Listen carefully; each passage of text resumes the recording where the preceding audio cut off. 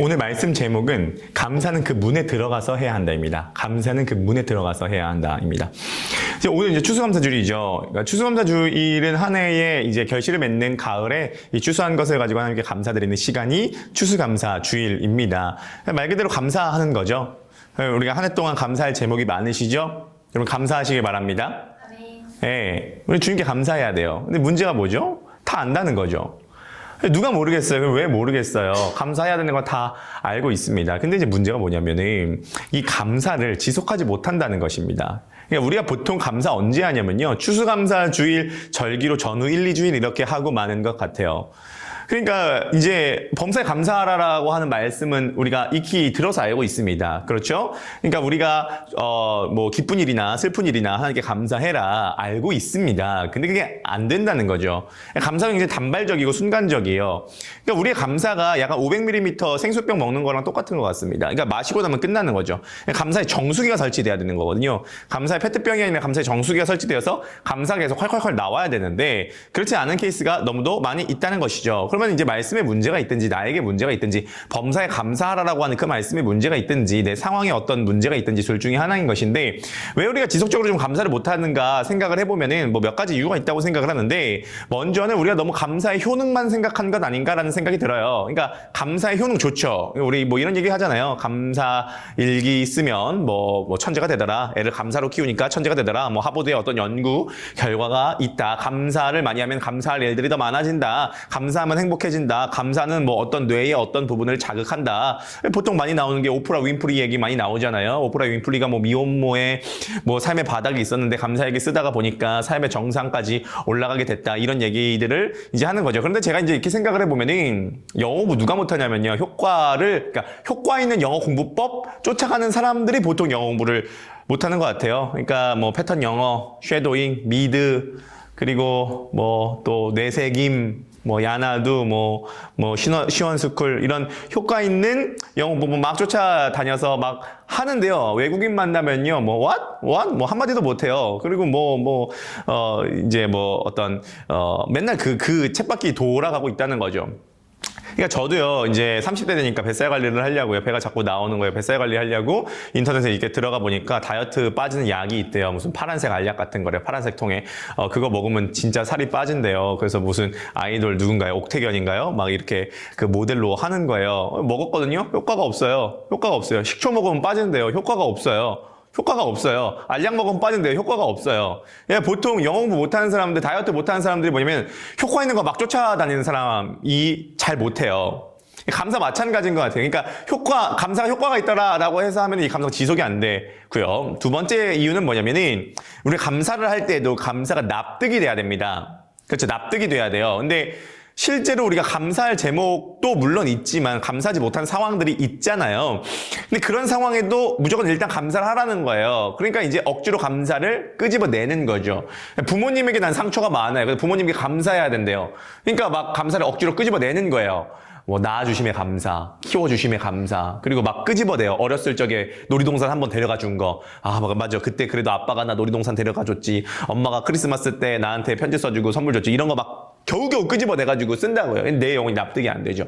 남편에게 감사하라고 하니까 감사가 안 되죠. 남편이 감사가 안 돼요. 신앙생활의 원수잖아요. 감사가 안 되니까 어떻게 해요? 감사를 끄집어내는 거예요. 뭐 어떻게 해요? 그래서 살아있음에 감사, 숨쉼에 감사, 집에 들어옴에 감사, 이런 거 하는 거죠. 그러니까 납득이 안 되니까 이 감사가 지속이 안 되는 것이죠. 감사 효과만 따지거나 납득이 안 되는데 억지로 감사를 하는 건 감사를 지속하는 데 있어서 분명히 한계가 있습니다. 우리는 감사의 페트병, 500ml 페트병이 아니라 감사의 정수기, 그러니까 계속 감사가 끊임없이 제공되는 그런 감사가 돼야 되는데, 그러면 그런 감사를 어떻게 할 수 있는가라고 했을 때 우리들의 감사가 복음에서부터 출발해야 된다는 것이죠. 우리들의 감사가 복음에서부터 출발돼야 됩니다. 복음은 우리들을 끊임없이 감사하도록 이끌어주기 때문이죠. 그러므로 우리가 감사하는 제목과 근거가 복음에 있으시기를 주님의 이름으로 간절히 축복합니다. 이 복음이라고 하는 것은 오늘 이제 시편 말씀으로 살펴보면은 복음은 그 문 안으로 들어가게 만들어줍니다. 그래서 우리는 그 문 안으로 들어가서 감사를 해야 하는 것이거든요. 그러니까 문 밖에서 하는 감사가 있고 문 안에 들어가서 하는 감사가 있습니다. 결국 저는 신앙인은 두 종류의 신앙인이 있다고 생각을 해요. 그게 뭐냐면은 문 안으로 들어간 사람이 있고 문 밖에 있는 사람이 있습니다.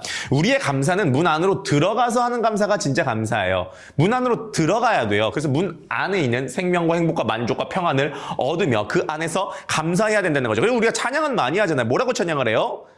감사함으로 주를 높이며 어디에 들어가요? 그 문에 들어가서 그러니까 그 문에 들어가서 감사해야 돼. 찬송함으로 그 이름을 송축할지어다. 그 문 안으로 들어가서 감사하고 주님을 찬양해야 된다는 것이죠. 그러니까 이 시편 118편은 이제 종교개혁자 마틴 루터가 시편 전체 중에 가장 사랑하는 시편이었어요. 왜냐하면 이 시편 118편은 복음의 의미와 인생의 의미를 너무 풍성하게 담고 있는 책이기 때문입니다.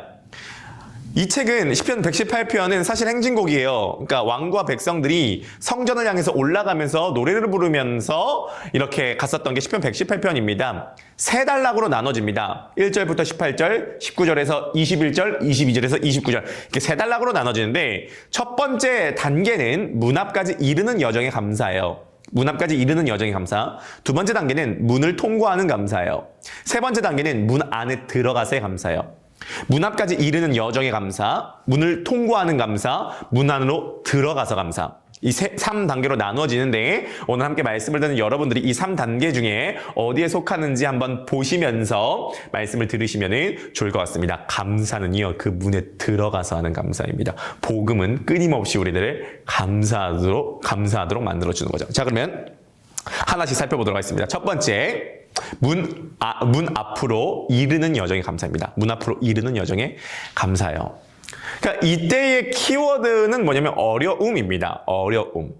이 시편 저자는 어려움을 당하고 있습니다. 그런데 그 어려움의 핵심에는 뭐가 있냐면 사람 때문에 당하는 어려움이 있어요. 자, 오늘 본문 10절에서 13절 말씀 한번 읽어보도록 하겠습니다. 문나라가 나를 애워쌌으니 내가 여호와의 이름으로 그들을 끊으리로다. 그들이 나를 애워쌌으니 내가 여호와의 이름으로 그들을 끊으리로다. 그들이 벌들처럼 나를 애워쌌으나 가시덤불에 불같이 다 없어졌나니 내가 여호와의 이름으로 그들을 끊으리로다. 너는 나를 밀쳐 넘어뜨리려 하였으나 여호와께서는 나를 도우셨도다. 자, 봐보세요. 여기서 계속적으로 반복적으로 표현되는 단어가 있습니다. 어떤 단어죠? 애워싸다. 그러니까 누가 애워쌌다는 거예요. 지금 이 시편 저자는 이 문 앞까지 이르는 과정에서 우아하게 이렇게 그냥 걸어가는 게 아니에요. 이 시편 저자는 매우 치열한 사람들의 공격과 어려움 속에서 지금 겨우겨우 기어가고 있는 것입니다. 겨우겨우 기어가고 있는 거예요. 사람 때문에 당하는 어려움인데 애워싸움을 당했던 것 같아요. 그러니까 전쟁에서 사람들에게 애워싸움을 당하고 공격을 당하고 배신과 모욕과 수치와 공격을 당한 것 같습니다. 특히 뭐라 그러냐면 벌들이 나를 애워쌌대요. 고대 당시에는 벌을 전쟁 무기로 사용하기도 했대요. 그래서 벌을 막 풀어놓는 거죠. 그래서 풀어놓으니까 막 벌이 막 쏘는 거예요. 아 따가워 하면서 이 지금 시편 저자가 문 앞으로 가고 있습니다. 그러니까 이 삶의 여정에서 우리가 문 앞까지 이를 때 뭘 당하냐면 어려움을 당합니다. 이 어려운 상황 속에서 감사를 하긴 해요. 근데 이 감사는 어떤 감사냐면 이 악물고 하는 감사입니다. 이런 감사죠. 감사합니다. 감사합니다. 약간 이런 감사예요. 문 앞까지 이르는 감사는 녹록지가 않은 거예요.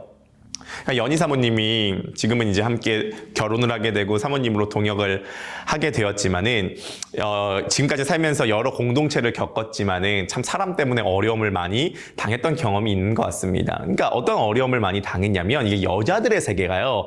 굉장히 이게 암투가 있나 봐요. 저는 전혀 모르겠는데 아무튼 뒷담화도 당하고 공격도 당하고 모함도 당하고 여자들의 질투를 좀 당했습니다. 그러니까 그 여자들의 질투를 당해가지고 그거에 대해서 저한테 얘기를 할 때마다 저는 같이 공감해주고 남자들이 어떻게 해야 돼요? 그런 얘기를 할 때 같이 공감해주고 같이 뒷담화해주고 같이 까주고 해야 되는데 저는 이제 그렇게 얘기를 하는 거죠. 연희야, 다 그 착한 사람들이고 그 오해가 많아서 그래. 이거 너 오버하는 거야.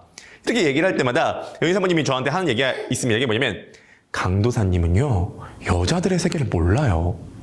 여자들의 세계가 얼마나 진짜 다 그 모습이 다르다니까요. 얼마나 그 안에서 그 궁중암투가 따로 있는 게 아니더라고요. 그 모략이요, 궁중모략이 따로 있는 게 아닙니다. 연섬에 애워싸고 그 눈빛으로 여자들은요 보니까요 손으로 때리지 않아요. 그 눈빛과 표정과 말로 때리는 거죠. 찍어 누르는 거죠.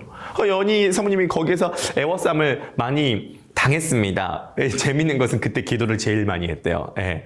항상 사람이 에워싸임을 당할 때 기도를 제일 많이 하는 것 같습니다. 근데 이제 문제가 뭐냐면은 이 에워싸임을 당할 때는요 누구의 얘기도 안 들립니다. 우리가 사람 때문에 어려움을 당할 땐 누구의 얘기도 들리지가 않아요. 제가요 작년에요 6개월 동안 학교에서 왕따를 당하고 있는 중학교 3학년 친구를 6개월 동안 상담을 했습니다. 그러니까 여기서도 우리가 이제 50대 60대 되신 분들 사람 때문에 당한 어려움이 있습니까? 라고 얘기를 하시면요 제가 생각했을 때는 지금부터 설교하기 시작하면 3시간은 얘기하실 거예요. 사람 때문에 당한 어려움 시리즈물로 나와 있지 뭐 제가 생각했을 때 책으로 내면은 시리즈물로 상중하로 3권은 나오실 것 같습니다. 사람 때문에 당한 어려움이 60대 70대 되신 분들 얼마나 많아요. 책 3권짜리죠. 그런데요 어른들만 그런 게 아니에요. 요즘에요 청년들도 청소년들도 사람 때문에 어려움을 당한 사람이 진짜 많습니다. 이 10대가요 학교에서 왕따를 당하는데 얘가 진짜 너무 힘든 거예요. 그러니까 그때 나이 때는 10대 나이 때는 애들끼리 함께 그 관계가 매우 중요하잖아요. 제가요 그 친구를 상담을 하는데요 이런 게 있습니다.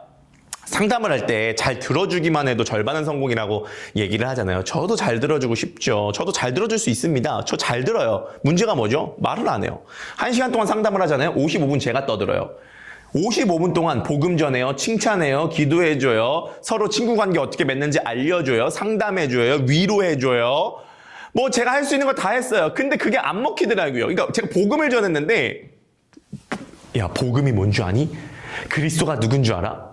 모르겠는데요. 관심 없는데요. 이 친구에게는 지금 예수 그리스도가 복음이 아니에요. 이 친구에게는 친구가 생기는 게 복음입니다. 학교에 갑니다. 하루 종일 엎드려 있어요. 점심시간에 같이 밥 먹을 친구가 없습니다. 애들이 자기를 이제 왕따를 시키고 책상에다 낙서를 합니다. 그러니까 사방에서 에워싸임을 당하는 거예요. 어떻게 하면 친구를 만날 수 있을까? 어떻게 하면 내가 이 상황을 뚫어낼 수 있을까? 이런 상황에서요, 복음을 전하면 살아날 수 있을 것 같죠? 그러니까 저는 이제 제 그 고민 중에 하나가 뭐냐면 예수 그리스도의 말씀은 살리는 말씀인데 진짜 에워싸임을 당한 사람에게 이 복음을 전했을 때에 진짜 살아나는가라고 했을 때에 정말 그들에게는 이 복음이 잘 들리지 않고 이 상황에 너무 압박이 심한 거예요. 저의 딜레마가 그겁니다. 누가 복음을 잘 듣냐면요. 경제적으로도 정서적으로도 안정된 사람에게 그나마 복음이 들려요. 진짜 삶에서 돈 때문에 또 관계 때문에 또 정신적으로 매우 어려운 사람들에게는 복음이 안 들립니다. 복음이 안 들려요. 이 시편 저자가 정확하게 지금 에워싸임을 당하고 있는 상황입니다. 벌들의 에워싸임을 당하고 있고요. 너는 나를 밀쳐 넘어뜨리려고 한다라고 이야기를 하고 있죠. 그러니까 우리가 이런 사람 때문에 당하는 어려움, 에워싸임을 당하고 있습니다. 그런데 이 시편 저자가 이 문 앞까지 이르는 여정의 끝에 깨달은 것이 있습니다. 그것이 이제 18절 말씀인데요. 이 18절 말씀을 한번 읽어보도록 하겠습니다. 준비. 시작. 여호와께서 나를 심히 경책하셨어도 죽음에는 넘기지 아니하셨도다. 아멘.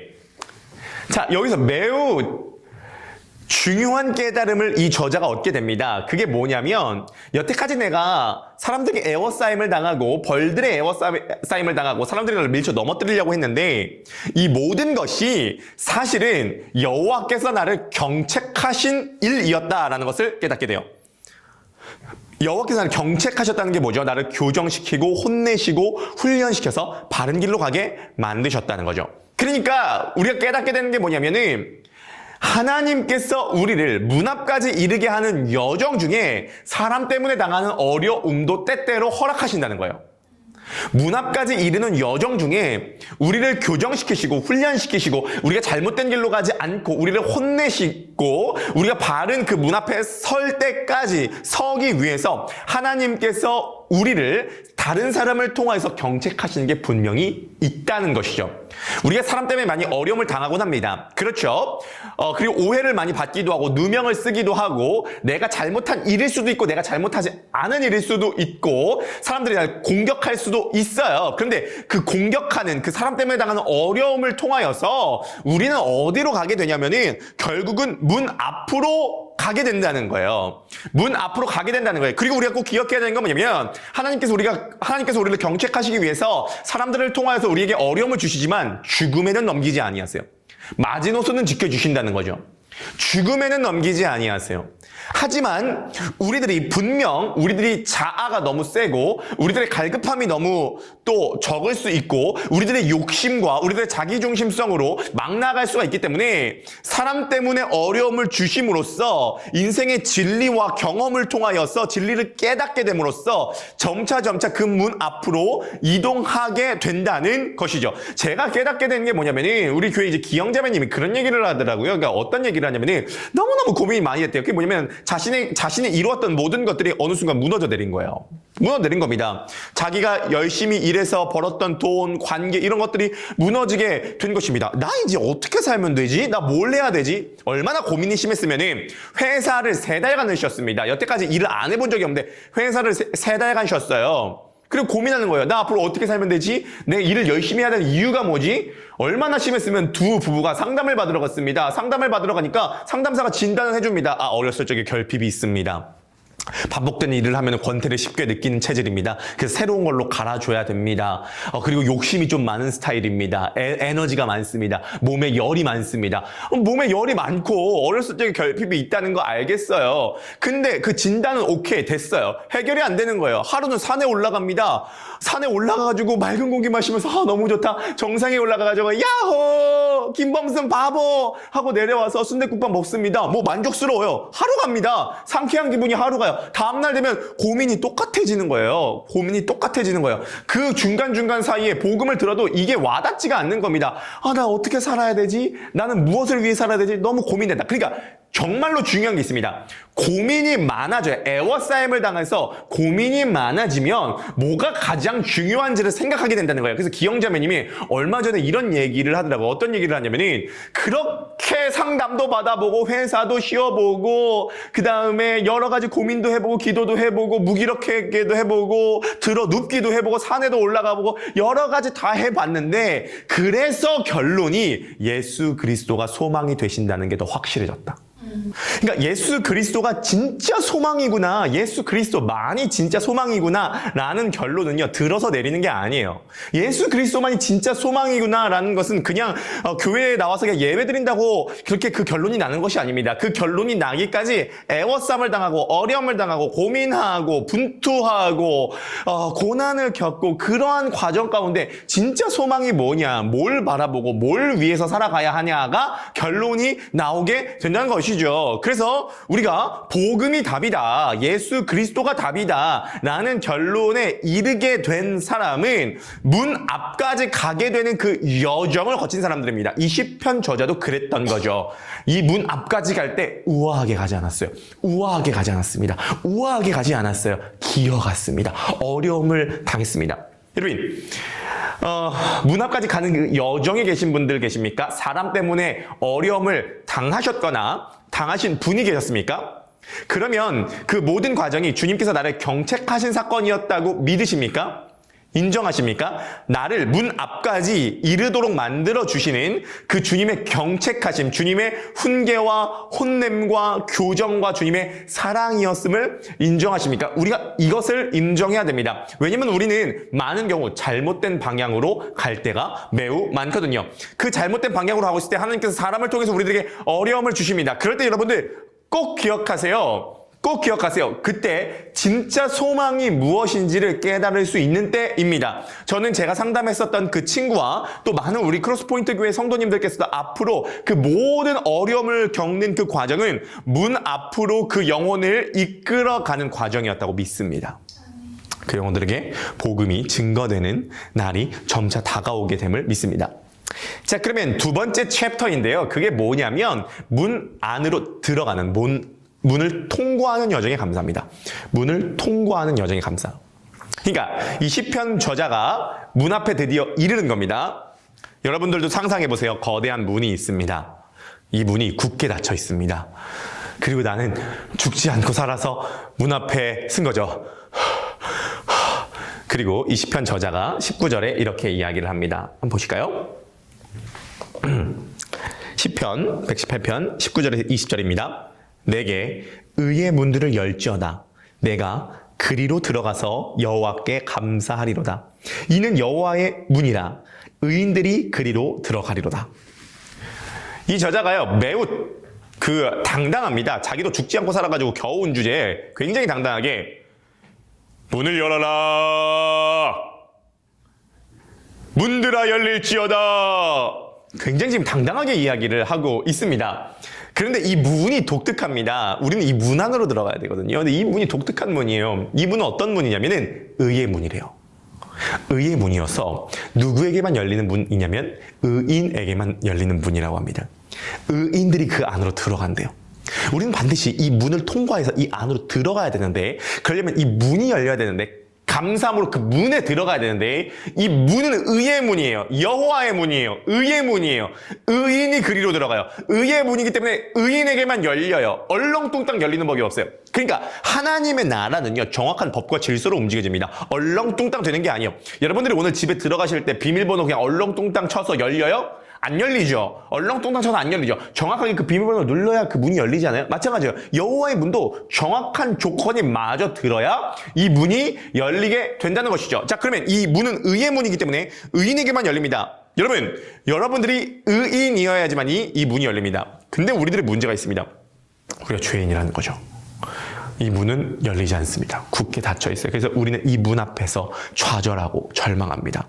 이 문을 열어달라고 애원해도 안 열리고요. 소리쳐도 안 열리고, 두드려도 안 열리고, 억지로 잡아 당겨려도 안 열립니다. 오직 이 문은 의인에게만 열리는데요. 자, 그러면 이 의인이 될 수 있는 방법을 지금 성경적으로 두 가지를 소개해 드리도록 하겠습니다. 여러분들 이 둘 중에 하나를 선택하시면 되겠습니다. 자, 의인이 될 수 있는 첫 번째 방법입니다. 성경에 나오는 모든 율법을 다 지키세요.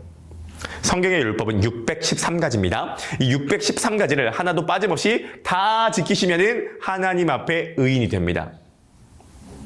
주의사항이 하나 있습니다. 하나라도 어기면 다 어긴 거예요. 그 성경의 법입니다. 그러니까 612가지를 지키고 613번째에 까딱해가지고 삐끗한 거예요. 그러면 612가지 지킨 것을 다시 무효해야 됩니다. 그러니까 1점이든 99점이든 다 0점이에요. 무조건 100점밖에 안 됩니다. 그리고 주의사항이 한 가지 더 있습니다. 이게 또 중요한 주의사항인데요. 행위로만 지키면 안 됩니다. 마음으로도 지켜야 돼요. 예를 들어 이런 것이죠. 살인하지 않을 수는 있어요. 미워하면 이미 살인한 겁니다. 그렇죠? 간음하지 않을 수 있어요. 여자를 보고 음욕을 품으면 이미 간음한 겁니다.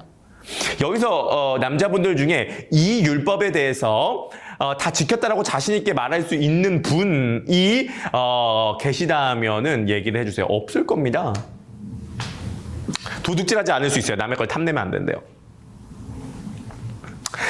그러니까 613가지를 하나도 어김없이 다 지켜야 되는데 행위뿐만이 아니라 마음까지 다 지켜야 됩니다. 태어나면서 죽을 때까지. 그러면 하나님 앞에 이 사람은 의인이 됩니다. 그러면 이 문이 열려요. 가능할까요? 가능할까요? 가능할 것 같아요? 끄덕끄덕거리는 사람 두 분 계세요. 가능할 것 같아요? 해보세요. 해보시라고요. 해보세요. 그거를 하겠다라고 한 사람들이 누구예요? 그게 바리새인들이요. 그걸 하겠다고 한 사람들이 바리새인들이요. 바리새인들이 어떻게 됐어요? 괴물이 됐죠. 괴물이 됐죠. 자, 그러면 의인이 될 수 있는 두 번째 방법이 있습니다. 그게 뭐냐면 예수 그리스도를 믿는 것이죠. 예수 그리스도를 믿는 것입니다. 왜 예수 그리스도를 믿는 게 의인이 되냐? 그러니까 우리가 이런 얘기를 많이 하잖아요. 예수를 믿어야 된다. 예수 그리스도를 믿어야 된다. 근데 그 예수 그리스도를 믿는다는 게 도대체 어떤 의미냐는 거죠. 예수 그리스도를 믿는다는 게 도대체 어떤 의미죠? 우리가 그걸 알아야 돼요. 한경진 목사님이 예수 잘 믿으세요라고 말씀하셨는데 예수 잘 믿는다는 게 도대체 어떤 의미죠? 자, 이런 것입니다. 왜 예수님을 믿으면 의인이 되느냐? 자, 들어보세요. 예수님께서 이 땅에 죄 없는 자의 모습으로 오셨습니다. 그래서 동정녀에게 태어나신 거죠. 그러니까 동정녀에서 태어나셨다는 것은 죄가 없는 자로서 이 땅에 오셨다는 겁니다. 예수님은 인류 역사상 유일하게 죄가 없으신 분이시기 때문에 율법을 다 지키실 수 있는 유일한 분입니다.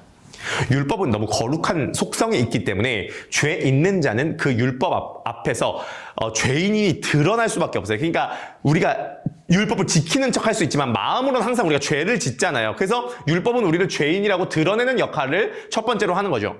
그런데 예수님은 유일하게 죄가 없으시기 때문에 율법을 다 지키실 수 있어요. 그래서 예수님 본인이 뭐라고 하냐면 내가 율법의 마침표요, 내가 율법을 완성시키러 왔다라고 이야기를 하신 거예요. 자, 그러면 봐보세요. 예수님께서 율법을 다 지키셨어요. 그러면 예수님은 의인인 거예요. 맞죠? 왜냐면 율법 다 지킨 사람이 의인이니까 의인인 거예요. 그러면 의인은 이 시편 118편에 의하면 이 문 안으로 들어가서 이 문 안에서 생명과 평안과 만족을 얻을 수 있는 거예요. 그런데 예수님께서 의인이 되셨는데 문 안으로 들어가지 않으시고 문 밖에서 하나님의 저주와 진노를 받으셨어요. 그 사건이 십자가인 거예요. 그래서 히브리서에서 그리스도가 영문 밖에서 죽임을 당하셨다는 거예요. 문 안으로 들어가지 못하고 문 밖에서 그리스도께서 하나님의 저주와 심판을 받으셔서 죽으셨어요.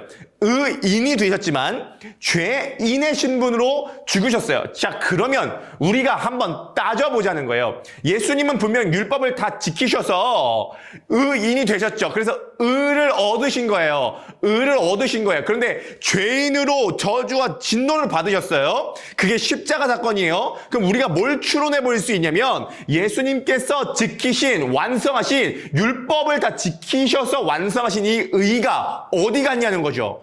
이 의가 도대체 어디 갔죠? 이 의가 어디 갔냐는 거예요. 이 의가 어디 갔냐면 예수 그리스도를 믿는 우리에게 이 의가 전가됐다는 겁니다.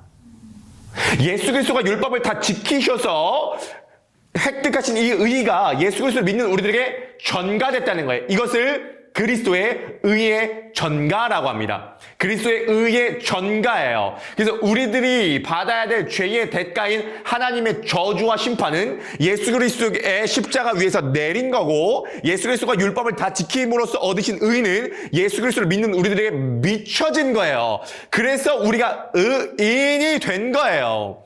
그러니까 성경을 요약하는 많은 성경 구절이 있는데 로마서 3장 21절부터 22절까지의 성경만큼 구약 성경과 신약 성경을 요약하는 성경이 없습니다. 로마서 3장 21절에서 22절 제가 한번 읽어보도록 하겠습니다. 이제는 율법 외에 하나님의 한 의가 나타났으니 율법과 선지자들에게 증거를 받은 것이라. 곧 예수 그리스도를 믿음으로 말미암아 모든 믿는 자에게 미치는 하나님의 의인이 차별이 없느니라. 봐보세요. 지금 이 로마서가 말하는 게 뭐냐면 이건 겁니다. 성경에서 보면 의는 두 종류의 의가 있다는 거예요. 첫 번째 종류의 의는 율법으로 의한 의예요. 율법을 지킴으로써 얻는 의예요. 근데 인간이 율법을 지키는 의에 실패한 거예요. 왜냐면 죄이니까 이 의를 지킬 수가, 이 율법을 다 지킬 수가 없는 거예요. 그러니까 이 문이 평생 안 열리는 거죠. 인간은 에덴 동산으로 못 들어간다는 거예요. 하나님 품으로 못 돌아간다는 거예요. 그런데 이제는 율법 외에 한 의가 나타났으니 두 번째 의를 획득할 수 있는 방법이 나타났다는 거예요. 그게 신약이에요. 폭로되었다는 거예요. 한 의가 나타났으니 그 의의 정체가 폭로되는데 그게 핵심이 복음인데 그게 뭐냐면 그리스도 예수를 믿는 믿음으로 말미암아 미쳐지는 하나님의 의인이, 이 하나님의 의인은 예수 그리스도께서 율법을 다 지키셨기 때문에 얻은 의입니다. 예수 그리스도를 믿음으로 말미암아 미치는 하나님의 의인이 믿는 모든 자에게 차별이 없느니라. 그러니까 우리가 요즘에 40일 기도회를 하면서 사도행전을 보고 있기도 하지만 이 사도행전에서 이 사도들의 이 그 충격을 한번 생각해 보세요. 뭐 어떤 충격이냐면 성령 받기 이전에 사도들이 그리스도를 따랐죠. 근데 그리스도가 십자가에서 죽었죠. 근데 왜 이게 충격이냐면 그들은 신명기 말씀을 하나님의 말씀을 봤는데 신명기 말씀에 뭐가 나왔냐면 나무 아래 달린 자는 저주를 받은 자가 이게 나온단 말이에요. 자, 그러면은 예수님은 메시아다. 나무 아래 있는 자는 저주를 받는다. 그러면 하나님의 아들인 이 메시아가, 이 그리스도가 어떻게 저주와 진노를 받는 이 나무 아래 달린 자. 그래서 나무 아래 달린 자는 저주를 받은 자니까 그 해가 지기 전에 빨리 내려라 라고 이야기할 정도로 아주 거부감이 드는 하나님의 저주를 받는 사람인데 이게 모순이 되잖아요. 어떻게 하나님의 아들이 어떻게 나무 아래 달린 저주를 받는 그 신명기 말씀에 적용되는 사람이 될 수 있냐? 이게 안 풀려가지고 너무 고통스러운데 오순절날 성령이 임하시니까 이제 이게 성경 전체가 관통이 되기 시작하는데 그게 뭐냐면 예수 그리스도께서 십자가에서 저주를 받으신 건 분명히 신명기에서 나무 아래 달린 자는 저주를 받는 자라고 했는데 왜 예수님께서 저주를 받으셨냐? 이제 풀린 거예요. 그것은 내가 받을 저주를 대신 받으신 거구나. 내가 받을 저주를 대신 받으신 거구나. 그러니까 어떤 종교에도 없는 기독교만이 갖고 있는 독특한 핵심이 여기서 나오는 건데 그게 바로 대속입니다. 대속입니다. 내가 받아야 될 저주를 그리스도께서 대신 받으신 거고 그리스도가 율법을 다 지키셔서 얻으신 의는 나에게 미쳤다는 이 교환의 원리가 대속의 원리가 여기에서 나오게 된다는 거죠. 그러니까 이제는 율법 외에 한 의가 나타났으니 율법과 선지자에게 증거를 받은 것인데 그리스도 예수를 믿는 믿음으로 말미암아 미쳐진 하나님의 의니 차별이 없습니다. 우리가 왜 교회 다니냐? 우리가 그리스도인이 된다는 게 도대체 뭐냐? 그리스도인이 된다는 게 뭐냐? 예수 그리스도를 믿는 게 뭐냐는 거죠. 자, 한번 생각을 해보세요. 우리가 중국집 가가지고 짜장면 먹으면 중국인이 되나요? 아니죠. 우리가 그 양식집 가서 파스타 먹으면 그 사람이 이태리인이 돼요? 아니잖아요. 교회 와서 예배드리면 그리스도인인가요? 아니잖아요. 그리스도인이 누구예요? 그리스도인은 그리스도께서 이루신 그 의를 내가 믿음으로 받아서 그리스도의 의의 전가를 받아서 그리스도인이 되어서 이제는 이 그리스도께서 나를 대신해서 죽어주시고 내게 의를 전가시켜 주셨다는 이 감격 때문에 내가 가치 있게 생각했었던 것은 이제 배설물로 여기고 이제 이 그리스도를 따라가는 이제 내 목적과 삶의 가치와 삶의 지향점이 오직 그리스도가 된 사람들을 그리스도인이라고 하는 거죠. 그러므로 우리가 의인이 될 수 있는 것은 이 의를 이루신 예수 그리스도 믿음으로 된다는 거죠. 이 사람이 이제 문 앞에 섰습니다. 이 문 앞에 서서 우리가 이제 뭐라고 당당하게 외칠 수 있는 거죠? 문들아 열릴지어다 라고 이야기를 할 수 있는 거죠. 여러분, 문 앞에서 우리가 외칠 수 있는 근거는 우리의 의를 의지하는 것이 아니라 예수 그리스도의 의를 우리가 의지할 수 있기 때문입니다. 자, 그러면 마지막으로 이제 이 문 안으로 들어갔습니다. 성경에서 보면은 이제 이 시편 118편은 여호와께서 나에게 응답하셨다라고 이야기를 하고 있죠. 그러니까 문이 열렸다는 거예요. 문들아 머리 들어라고 했을 때 우리의 자격과 우리의 조건이 예수 그리스도의 의를 힘입었기 때문에 이제 열렸다는 것이죠. 그럼 이제 우리가 이 문 안으로 들어가게 됩니다. 이 문 안으로 들어가서의 감사가 마지막 최종적인 감사인데요. 이 문 안으로 들어가서 이 시편 저자가 발견한 게 있습니다. 그게 뭐죠? 우리의 생명과 우리의 평안과 만족과 행복이 다 이 문 안에 있는데요. 이 문 안에 들어가서 발견한 게 있어요. 자, 그게 시편 118편 22절에서 23절입니다. 제가 읽어볼게요. 건축자가 버린 돌이 집 모퉁이의 머릿돌이 되었나니 이는 여호와께서 행하신 것이요 우리 눈에 기이한 바로다. 이 문 안에 모든 행복과 만족과 평안이 있는 것입니다. 자, 그런데 이 저자가 이 문 안에 들어갔을 때 처음으로 발견한 것이 있습니다. 그게 뭐냐면은 건축자의 버린 돌이 모퉁이의 머릿돌이 되었다는 거죠. 이게 발견됐다는 거예요. 건축자의 버린 돌이 모퉁이의 머릿돌이 됐다는 것입니다. 그래서 우리 눈에 기이한 바로다. 이것은 여호와께서 행하신 일이요 우리 눈에 기이한 바로다라고 이야기를 하고 있는 것이죠. 자, 왜 이 성전 안에서 이 저자가 처음으로 발견한 것이 건축자의 버린 돌이 모퉁이의 머릿돌이 되었냐? 이게 이런 겁니다. 집을 지을 때 건축자의 버린 돌이라는 게 뭐냐면 집을 지을 때 어떤 자재들이 있을 거 아니에요. 근데 자재들을 이렇게 가지고 집을 지을 때 필요 없는 자재들이 있는 것입니다. 그러니까 이제 이 자재들을 건축자가 필요 없다고 버려버리는 거예요.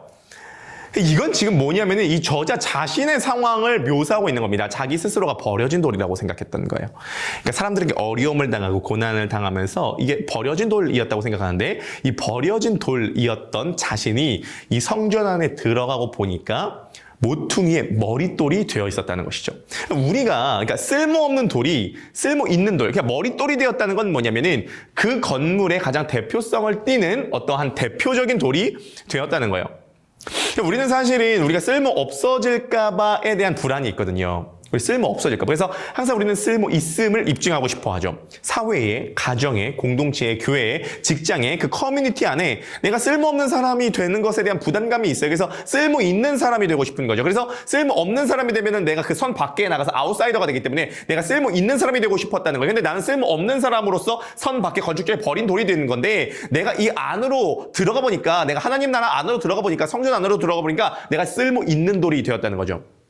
드라마 무빙에서 보면은 이 한 장면이 나오는데 그 류승룡이라고 하는 사람이 나옵니다. 이 류승룡이 어떤 배우 역할을 맡냐면은 초능력자예요. 어떤 초능력자가 있냐면 아무리 공격을 당해도 상처가 한 방에 아무는 그런 초능력자입니다. 칼을 맞아도 총을 맞아도 회복이 돼요. 절대 죽지 않는 사람입니다. 이 사람이 국정원의 압력하는 그 스파이 활동을 하는데요. 이제 북한에도 침투하고 러시아에도 침투하고 막 총도 맞고 칼도 맞고 뭐 이런 역할을 하는 거예요. 근데 어느 날 이제 남북한 관계가 좋아지게 되면서 이 사람이 있던 부서가 폐쇄되고 이 사람이 사무직으로 옮기게 됩니다. 그러니까 현장에서 몸쓰고 총칼을 맞는 이 사람이 갑자기 사무직에서 컴퓨터 자판을 치고 뭐 이 어떤 행정 작업을 하니까 이게 안 되는 거예요. 그래서 상사한테 맨날 혼나고 퇴사할까 말까 건망증도 심해가지고 집에 돌아가는 버스에 맨날 가방은 놓고 내리고 이러는 거죠. 하루는 너무 풀이 죽어가지고 이 아내랑 같이 저녁밥을 먹는데 너무 풀이 죽어 있는 거예요. 그래서 아내가 이렇게 얘기를 하는 거죠. 여보, 왜 이렇게 힘이 없어? 왜 이렇게 오늘 기운이 없어? 이 유승용이 이렇게 대답합니다. 내가 쓸모 없어진 기분이야. 근데 이때 이 아내가 영화 같은 대사를 한다고요. 이렇게 얘기를 해요. 무슨 소리야? 넌 나의 쓸모야. 난 너의 쓸모고. 그러니까 이게 정말 복음적 대사라고 생각해요. 넌 나의 쓸모야. 난 너의 쓸모고.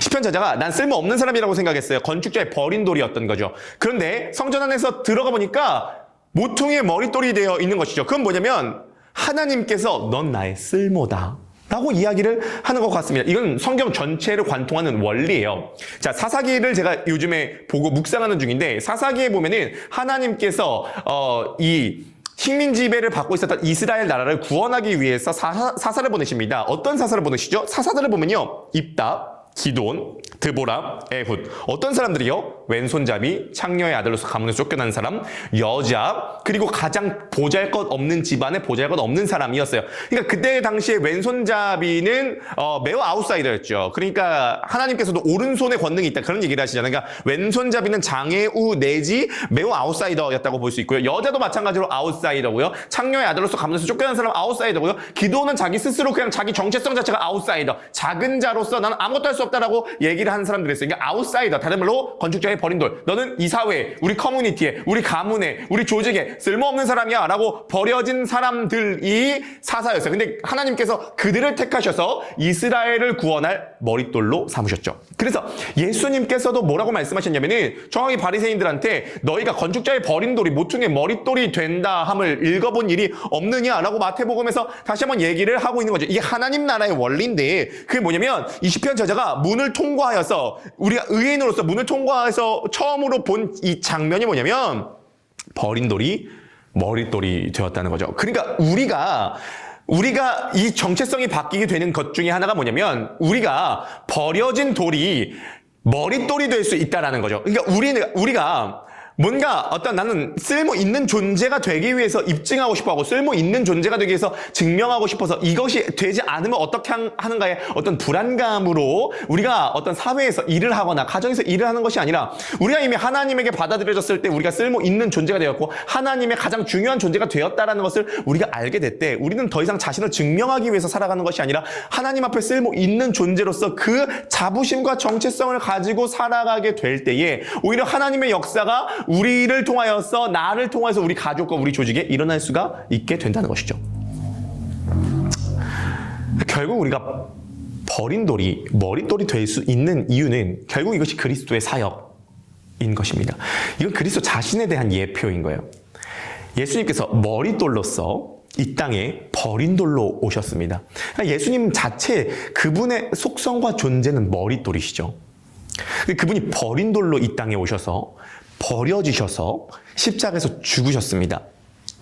우리들의 존재 자체는 버린 돌이었는데 예수 그리스도께서 스스로 버린 돌이 되셨기 때문에 우리가 머릿돌이 될 수 있는 근거가 마련이 됐다는 거죠. 우리 눈에 기이하게 됐다는 것입니다. 그러니까 이 성전 안에서 우리가 발견할 수 있는 것은 역전이 된다는 거예요. 버린 돌이 머릿돌이 되는 역전의 역사가 일어나게 됐다는 것이죠.